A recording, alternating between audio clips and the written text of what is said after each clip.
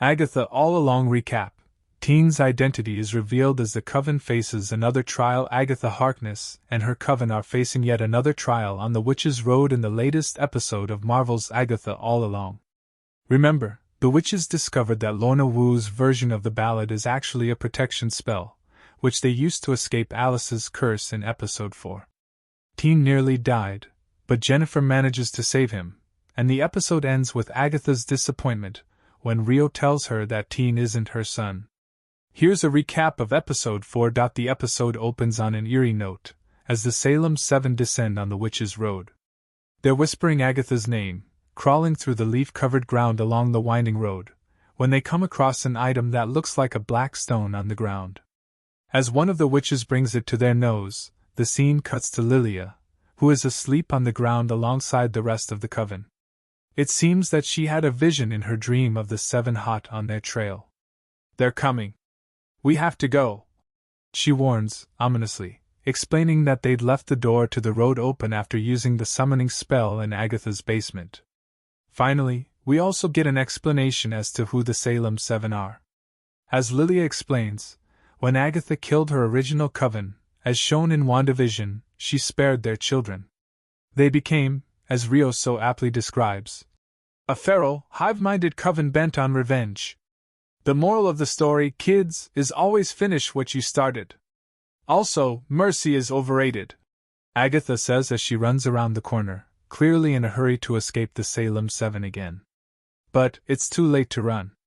The Salem 7 are already surrounding them. And without their magic, they'll need a practical means of escape. Teen suggests brooms, which the Coven brushes off at first, but eventually gives into, considering they have no other options. They hex a few roots from a tree and start the incantation in a hurry, as the 7 is literally on their tail, jumping on the brooms, as they take flight. The only way to survive will be to get off the road, so they take to the air. But pretty quickly, the road forces them back down to the ground as they reach the next trial. They run inside the cabin to escape the witches on their tail, and suddenly they're all dressed in 80s-inspired attire. Luckily, it doesn't seem the Salem 7 can get inside, so they'll need to complete this next trial and be on their way before the 7 figure out how to get to them.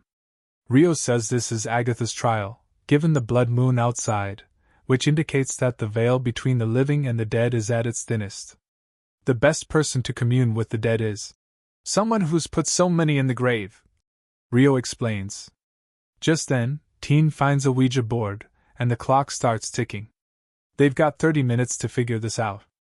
After Teen reads the rules of the board, they begin. The spirit spells, Mershart, and before they've got time to process what that means, Agatha is possessed by Mrs. Hart.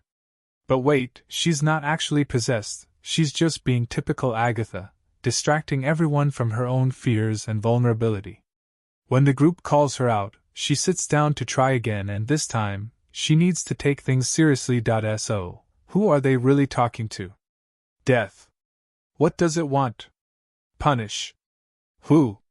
Agatha. Scared, the women pull their hands off the board, but it's too late.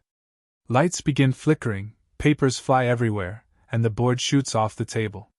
Things settle down when Jen yells, "Punish Agatha!"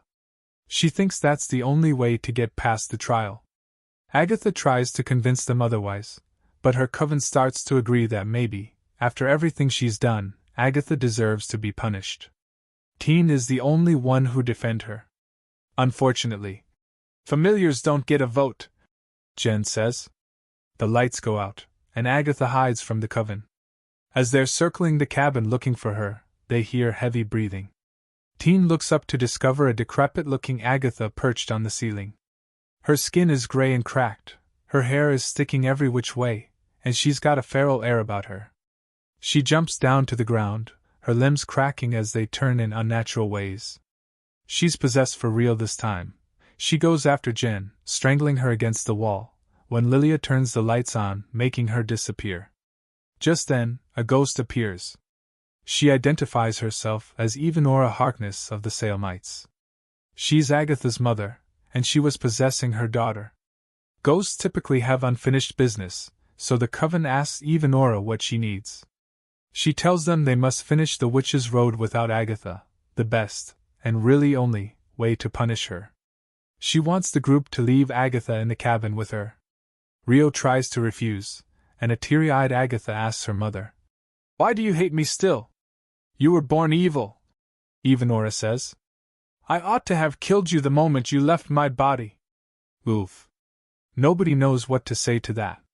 Jen insists they need to leave the cabin and leave Agatha behind, but Agatha begins pleading with the Coven to save her. That's when Evanora possesses her again, moving to chase the other witches out of the cabin, but Alice has other ideas. She steps in and summons her powers, directing them toward Agatha and expelling Evanora from her body. And that's when Agatha begins to siphon Alice's powers. The Ouija board begins moving again, and Teen runs over, demanding to know which spirit is with them now. Nicholas Scratch, Agatha's son. Just as time is running out on the clock, Agatha stops siphoning when she hears her young son's voice pleading, "Mom! Stop!" A new door opens, indicating they've passed the trial, but it appears to be too late for Alice. She has literally had the life sucked out of her. Everyone, even Teen, is now anti-Agatha. Teen pleads with Jen and Lilia to help save Alice, but they tell him it's too late.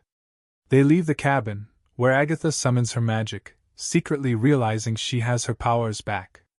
Teen confronts her, and Agatha insists that she couldn't control the siphoning, but Teen doesn't believe her.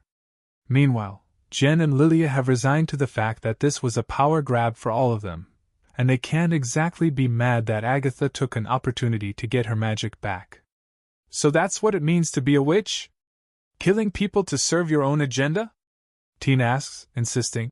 "Not for me." Agatha smirks, becoming quite callous as she whispers, "Are you sure? You're so much like your mother." Looks like Agatha has figured out who Teen is. Or, at least she thinks she has. Agatha's words anger Teen, whose own blue magic begins crackling from his fingertips. Jen and Lilia, whose eyes have turned blue, seemingly possessed by Teen, grab Agatha and throw her off the road, letting her sink into the mud that nearly took Mrs. Hart at the beginning of the road.